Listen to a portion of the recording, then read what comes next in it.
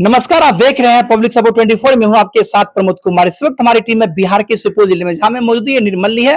कहते हैं लहरों से डरकर नौका पार नहीं होती, कोशिश करने वालों की कभी हार नहीं होती, निकम्मों की कभी जय जयकार नहीं होती है। आज मेरे सामने वो बेटी मौजूद है जो कोशिश करके एक छोटे से परिवार से निकल करके कोशिश करके राष्ट्रीय अंतर्राष्ट्रीय स्तर पे पहचान बना रही है रग्बी फुटबॉल में, जो कि चाइना से ये सिल्वर मेडल ला चुकी है और अब इंडिया स्तर पे खेलेगी। हम जानने का प्रयास करेंगे इनकी जर्नी की कहानी, इन्हीं की जुबानी। बहुत बहुत स्वागत है आपका अंशु जी। कैसे हैं आप? अच्छी हूँ। हम चाहेंगे कि आपकी जर्नी की शुरुआत कैसे हुई, कहाँ से हुई, कुछ बताने का प्रयास कीजिए हमारे दर्शकों को, क्योंकि आप तो चाइना से खेल के आगे जीत करके अब आप इंडिया के लिए खेलेंगे। कैसा रहा जर्नी की शुरुआत? पहले तो हम तो एथलेटिक्स करते थे, उसके बाद एथलेटिक्स में जब करते थे तो फिर उसके बाद मतलब स्कूल की तरफ से गेम हुआ। फिर वहां से सुपौल ले जाया गया, वहां पे गेम हुआ तो सर लोग बोले कि बेटा तुम्हारा सिलेक्शन हुआ है रग्बी में। तो हम बोले ठीक है सर आएंगे। तो फिर बोला कैंप लगने वाला है, तो हम बोले ठीक है सर उसमें भी आएंगे। तो फिर उसमें गए, 1 मंथ करीब ट्रेनिंग हुआ। फिर उसमें ट्रेनिंग दिए डिस्ट्रिक्ट लेवल पे, फिर डिस्ट्रिक्ट पे स्टेट पे गए, स्टेट में भी कैंप लगा 1 मंथ का। फिर उसके बाद उसमें कैंप में सेलेक्ट हुए। फिर उसके बाद नेशनल में गए, नेशनल में फिर वहां पे भी कैंप लगा, गेम हुआ। गेम होने के बाद नेशनल में कैंप लगा 2 मंथ का। फिर उसके बाद इंटरनेशनल लेवल पे गेम था, तो उसमें खेल के फिर कैंप करके फिर इंटरनेशनल लेवल पे गए थे गेम खेलने के लिए। सुने आप जो है मतलब 4-5 ऐसे राज्य जिनको जीरो पे आउट किए थे, कौन कौन वो राज्य थे, बताने का प्रयास कीजिए। हाँ, एक ओडिशा था। हाँ। और कोलकाता, तमिलनाडु और बंगाल। हाँ बंगाल। ये सब जीरो पे आउट किए थे आप। हाँ, कहाँ खेली हुई थी? पुणे में। पुणे में हुई थी। और ये बताइए यहाँ तक आपको पहुंचने में कितने मुश्किलों का सामना करना पड़ा? मुश्किलों तो बहुत थी, उसको सामना करके निकलना पड़ा, बहुत मुश्किल थी। आप जिस परिवार से बिलोंग करते हैं, यहाँ पे एक छोटा सा आपके पिताजी मिठाई का दुकान चलाते हैं, छोटे से घर से निकल के आप आते हैं, यहाँ पे कोई सा फील्ड भी देखने को नहीं मिल पा रहा है जहाँ पे आप खेले प्रैक्टिस करें, तो यहाँ तक कैसे पहुंच पाए, कैसे प्रैक्टिस करते थे बचपन में आप रग्बी फुटबॉल का? हम यहाँ से 10 किलोमीटर हमारे सुपौल डिस्ट्रिक्ट है, वहाँ पे स्टेडियम है। फिर वहाँ पे रोज आते थे, जाते थे, शाम में जाते थे, आते थे प्रैक्टिस के लिए। 10 किलोमीटर पापा के साथ जाते थे बाइक से। जाते थे। अच्छा, बचपन में खेल के मैदान कहाँ था आपको? सुपौल में था? हाँ, सुपौल में ही था। वहाँ से प्रैक्टिस करते थे आप? हाँ। और ये बताइए आप पहला खेल आपका कहाँ हुआ था?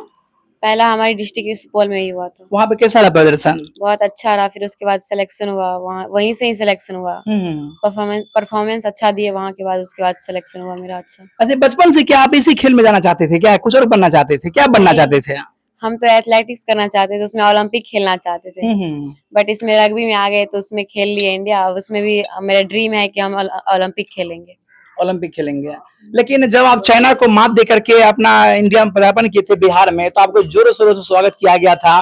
5-10 किलोमीटर की लंबी लाइनें लग गई थी, है ना? कैसा लगा वो सीन देख करके आपको? वो तो एक सरप्राइज था, हमको पता भी नहीं था कि ऐसा होने वाला है। जब हम आ रहे थे वहां से, पुणे से जब आ रहे थे घर, वहाँ इंडिया खेल के आ रहे थे घर, तो फिर पापा बोले कि चलो ना वहाँ तुम्हारा देखो ना क्या हो रहा है। हमको लगा कुछ और होगा, बट वहाँ आए तो फिर इसके बाद पता चला कि ऐसा होने वाला है। ये सब देख के मेरा तो आंख में आंसू आ गया था। अरे वाह, क्या बात है। अच्छा, आप जो खेल में अपनी पहचान बना रहे हैं, तो कौन ऐसे खिलाड़ी है जिनसे आप प्रेरणा ले रहे हैं, कौन ऐसे आदर्श जिसको मान रहे हैं आप? हमारे रग्बी में तो कोई ऐसा है नहीं, बट हमारी एक श्वेता साई है, वो ओलंपिक खेली हुई है। हम भी चाहते हैं कि उसकी जैसे ही खेले ओलंपिक। उसके जैसे खेले। हाँ। और खेल में कौन ऐसे खिलाड़ी जिसको आप पसंद करते हो, जिसको आप आदर्श मानते हो? खेल की बात करें तो केवल खेल में तो अभी तक तो पता नहीं, बट हमारे कोच है और हमारे सेक्रेटरी है सारे, उससे तो हम बहुत ज्यादा मतलब ये प्रशिक्षण हमको देते हैं, बहुत अच्छा अच्छा हम लोग कैंप में लगता है तो उसमें देते हैं। तो बचपन से आप खेल में ही अपनी पहचान बनाना चाह रहे थे क्या, सच में? हाँ। या कुछ और बनना चाह रहे थे? नहीं, ओलंपिक खेलना चाहते थे। मेरा ड्रीम था कि बचपन से कि हम एथलेटिक्स में, वो भी एथलेटिक्स में ओलंपिक खेले। लेकिन जब ये आप चयन की कि मुझे ये करना है, एथलेटिक्स में जाना है या खेल में अपनी पहचान बनानी है, तो क्या आपके गार्जियन लोग आपको समझ पाए थे कि क्या करेगी नहीं करेगी? हाँ, समझ पाए, इसीलिए तो हमको रोज यहाँ से 10 किलोमीटर जाते थे, लेके आते थे, जाते थे। आपके परिवार में कितने मेंबर है, कौन कौन है? हमारे परिवार में 5 मेंबर है। हम हैं, 2 भाई है हमसे छोटा, पापा है, मम्मी है। सबसे बड़ी आप हैं, बहन है। हाँ। क्या बात है। पापा मम्मी का कितना सहयोग रहा था? पापा मम्मी का तो बहुत उसी की वजह से तो हम यहाँ तक गए हैं, कर पाए हैं। कर पाए हैं। आपकी पढ़ाई लिखाई कहाँ तक हुई है? अभी 10th का एग्जाम दिया, 11th में एडमिशन लिए। तो पढ़ाई को कितना समय दे पाते हैं खेल के अलावे आप? उसमें तो उतना नहीं दे पाते, उसमें ध्यान ही नहीं रहता है पढ़ाई पे। तो अब जो आपको इंडिया के लिए चयन किया गया है तो इसका खेल कहाँ पे होगा? यहाँ अभी कोलकाता में कैंप लगेगा 1-2 मंथ का, फिर उसके बाद वहां जो सेलेक्ट हो जाएंगे फिर वहां से मलेशिया के लिए होगा। हम चाहते हैं हमारे दर्शकों को बताने का प्रयास कीजिए, ये कौन मेडल है, ये कौन है, कहाँ से जीते, कैसे जीते, आप बताने का प्रयास कीजिए आप। ये एशिया सिल्वर का जो चाइना में खेले थे, वो वहां पे जीते थे medal, silver medal. Silver medal, जी जी। हाँ। और ये स्कूली गेम का है, पुणे में नेशनल हुआ था, बिहार तरफ से बिहार रिप्रेजेंट किए हुए थे तो इसमें गोल्ड मेडल लाए। फिर उसके बाद ये अंडर 18 का था, 7th का, तो इसमें भी करवाए, उसमें भी गोल्ड मेडल लाए, ये वाला गोल्ड मेडल। हाँ। और ये वाला ये जूनियर का था और ये सीनियर का था, तो सीनियर में सिल्वर मेडल लाए। सिल्वर मेडल लाए। आप देख सकते हैं सामने में 1 2 3 4 मेडल है और इसके घर में देखिएगा तो अनेकों मेडल भरे पड़े हैं। आप देख के चौंक जाइएगा कि इतनी बच्ची इतनी मेडल कहाँ से जीत पाई है। अच्छी बताइए, जब आप चाइना को मात दे करके इंडिया में पदार्पण किए थे, चाइना को मात दी, तो क्या वहां पे आपको कुछ प्रोत्साहन राशि भी दी गई थी क्या? नहीं, अभी तक तो कुछ नहीं दिया गया। अभी तक कुछ नहीं दी गई है। और इससे पहले जो चारों मेडल लाए, इसमें कुछ भी दिया गया था, नहीं दिया था? नहीं, कुछ भी नहीं दिया गया था। देखिए कुछ प्रमाण पत्र इनके बारे में बताइए जरा सा हमें।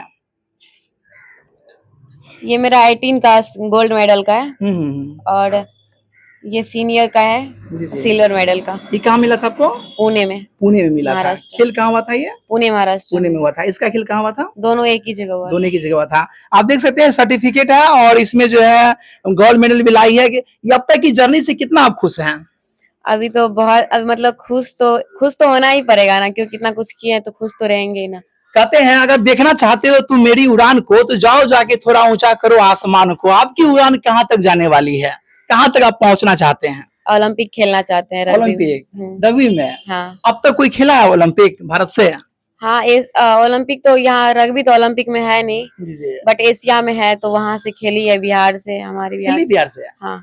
क्या बात है। अच्छा ये बताइए, आदमी जो है कोई काम करता है तो सोचता है कि हम बहुत कुछ कर लिए, आपको अपने में कैसा फील हो रहा है यहाँ तक की जर्नी से?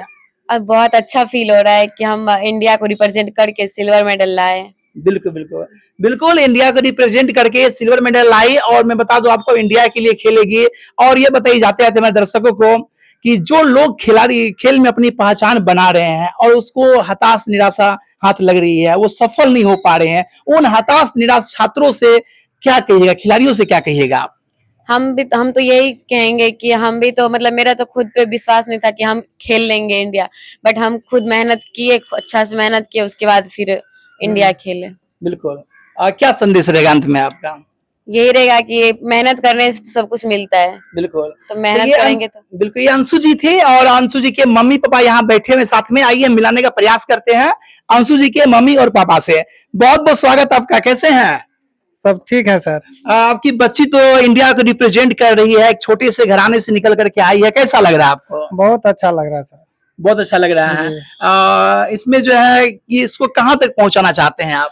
वो जहाँ तक जाएगी, हम जहाँ तक मेरा सहयोग होगा हम उनको करेंगे, जहाँ तक वो जाए। यहाँ सुदूर ग्रामीण इलाका है, यहाँ के लोग तो ये भी कहते होंगे बेटी को क्या बना रही है, नहीं बना रहे हैं, कुछ कुछ तो ताने भी मिलते होंगे इससे कुछ।